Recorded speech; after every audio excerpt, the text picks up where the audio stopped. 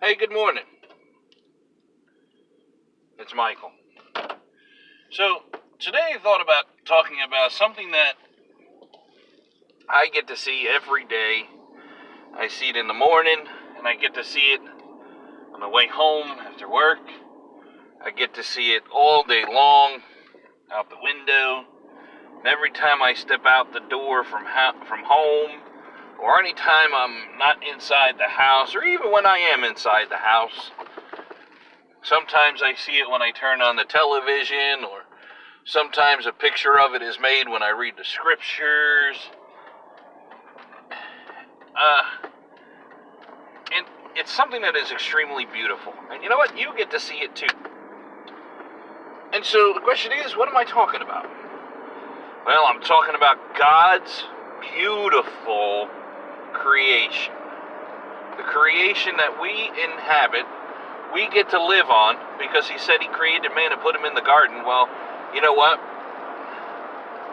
I look around and I see all the beautiful trees and the flowers and the grass and the mountains and all the nature around it, and to me it looks like a garden to me, and it's still beautiful. Now, it's not paradise because of the evilness that lurks around it, and the evilness that entered it once Adam and Eve ate the fruit, but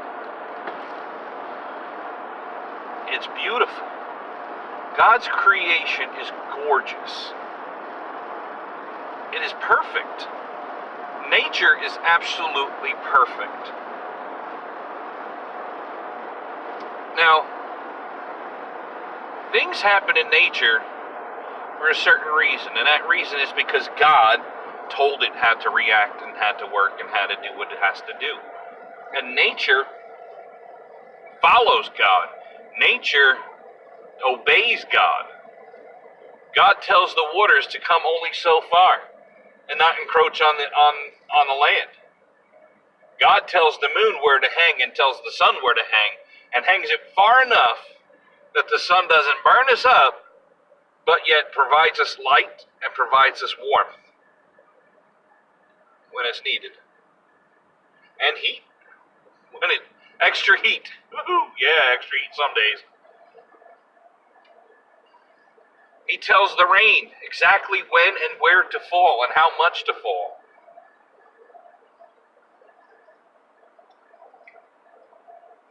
He tells the animals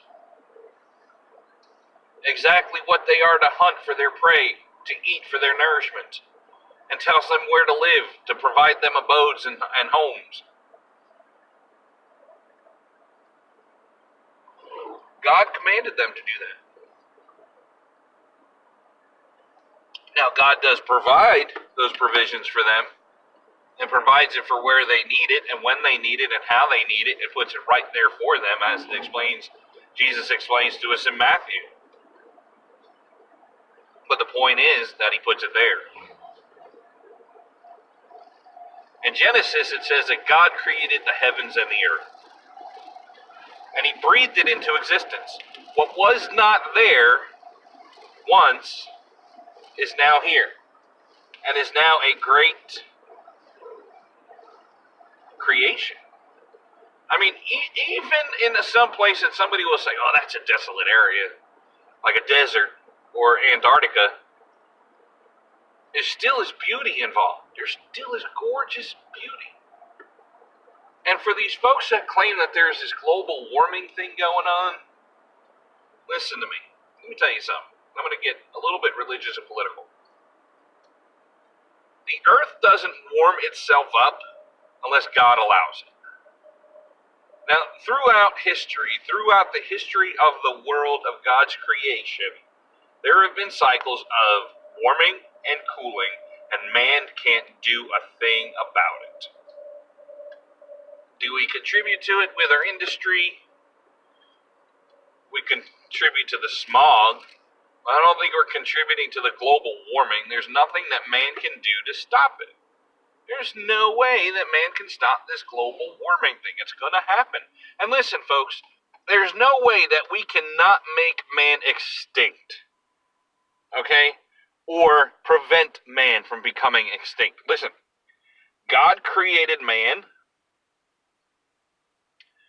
He created man, he created woman. as it says in Genesis. And it also says in Genesis afterwards, after the fall of man, that man will return to dust. It's not a maybe, it's not a could be, it's not a should be. It is a decree. It is a fact. Man will return to dust. There will come a time when Jesus comes to this earth again,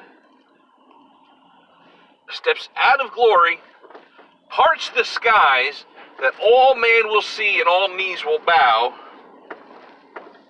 so that we can meet him there. But guess what? Once we meet him there, those of us that are going to meet him in the sky and go to heaven, we'll meet him in the sky and go to heaven. The rest will die. We'll probably lay on the earth and die, leave the bodies, and they will go to a place called hell. But guess what? From then on, man will be extinct. And no one will know. No one will realize it. It was God that did it. It's God that's going to do it. And it's God's right to do it. It's God's glory to do it. It's God's will to do it. And there's nothing that man can do to stop the inevitable end of the world. It's going to happen. It is biblical, folks. In Coffee with Christ, we're studying Revelation. We're studying the end times, and we are there. We are in those end times. So do you think that man is creating this global warming thing? That man is making it to where man is going to be extinct? No, it's God. God is going to take us all home or leave us behind, and the ones that are left behind will die off eventually, and there will be no more man on the earth. Just as the dinosaurs, just as any other species that has gone away. It's gonna happen. And we can't do a thing about it. Nevertheless, it still doesn't take away from the beauty, because once man is gone, Earth will still be here. And I'm sure some of these old structures will be here. But you know what? The Earth will still be beautiful. And then those of us that go and meet Jesus in the sky and go to heaven with him, we will see more beauty than our eyes can ever imagine. We will see more beauty than our eyes can partake of right now. That's why we have to have a new body. Our eyes right now can't even fathom the beauty that we'll see. John explains what he saw in heaven as a being as jasper and sardis, or sardine. And he saw a lake flowing from heaven, flowing from the throne of crystal.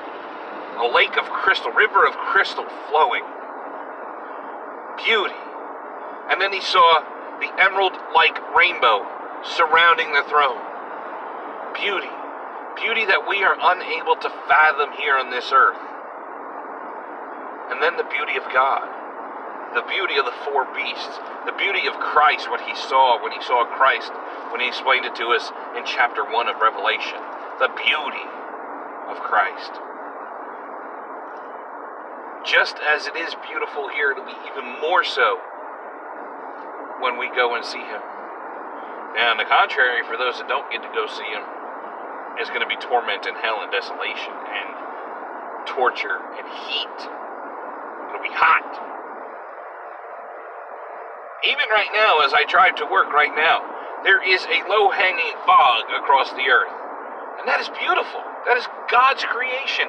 It creates colors, and it creates things that the eye cannot do, that the human being cannot do, but God can create, and did create. And that's what makes it beautiful.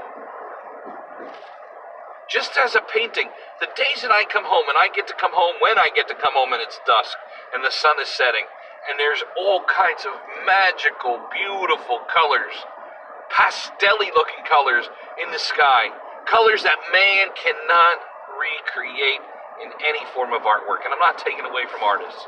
God created artists and created the beauty that they create as well. But the colors are absolutely breathtaking. And there are times when I just have to drive and turn off the radio, turn off the music, turn off my brain from all the stuff that's going on in it. And just look and thank God. Look at what he created, what he's showing me as a masterpiece. And think about what it is. Just think about the beauty. As right now, just think about the beauty of the cloud touching the earth, where it comes just so far and stays for just so long that God said it has to stay here. That's it. Your time is done and it goes away. It's the beauty of nature, folks, and the beauty of what's to come. Anything in God is beautiful. See, the word beautiful itself connotates something that is perfect and pure. And that's God. It's perfect and pure. God is beautiful. When we get to see God, not only will we realize the beauty that we had here and the artwork that we had here for us to look at and entertain us. Listen, there's nothing wrong with us being entertained.